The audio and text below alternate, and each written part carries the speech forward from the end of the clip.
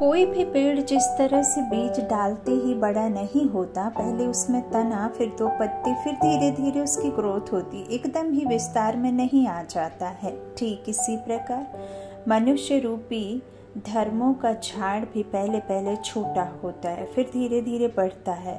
और यह ज्ञान मनुष्य रूपी धर्मों के झाड़ का राज सिर्फ बीज रूप में स्थित हैं, जो हम सभी आत्माओं के पिता हैं, वही एक इस राज को समझाते हैं। आपके सवाल के जवाब प्रश्न है, इतने मनुष्य यदि सतयुग में यहाँ नहीं होते तो फिर कहाँ होंगे? आपका उत्तर है ओम शांति।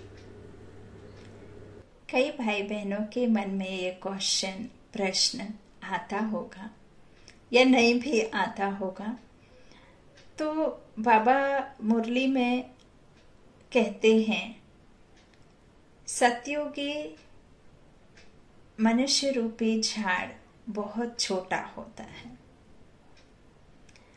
अभी करोड़ों जो मनुष्य आत्मा इस दुनिया में है, वह मनुष्य रूपी झाड़ सिर्फ और सिर्फ बाबा ने 9 लाख की काउंटिंग वहां बताई है सतयुग में।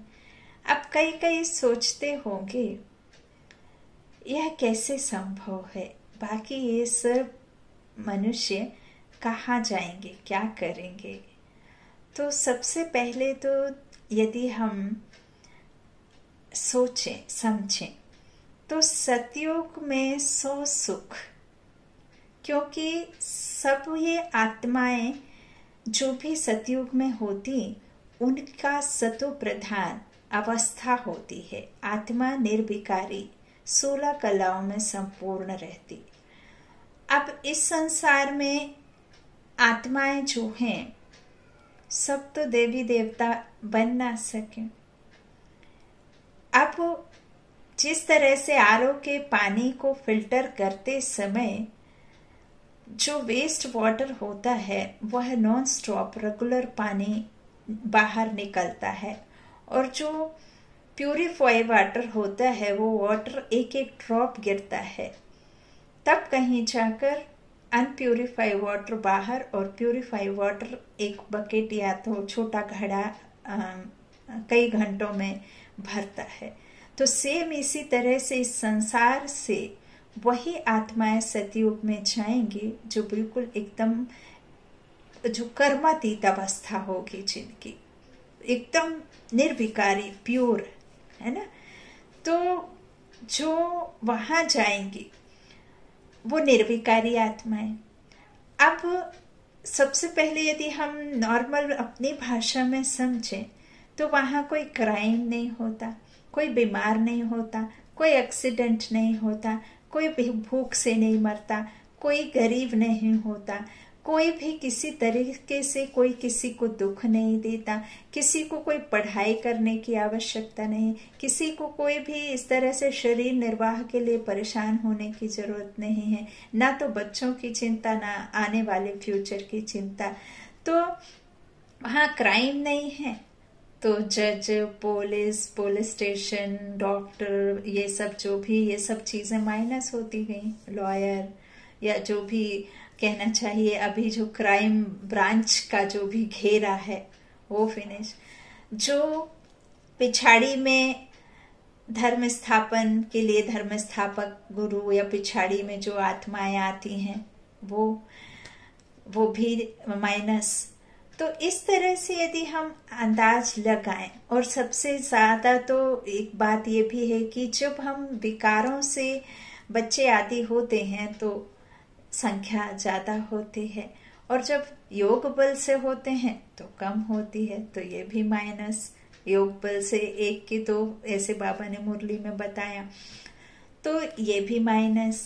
तो ऐसे यदि आप इस बात पर थोड़ा भी मनन चिंतन करें और बाबा के पॉइंट्स पर, बाबा के वाक्यों पर, महावाक्यों पर यदि आप संशय ना करें तो आप खुद ही इन बातों को समझ सकते हैं। तो जब कोई वहां दुख होगा ही नहीं, तो कोई इस तरह की कोई भी मनुष्य आत्माओं की मनुष्यों की आवश्यकता ही नहीं होगी, है ना।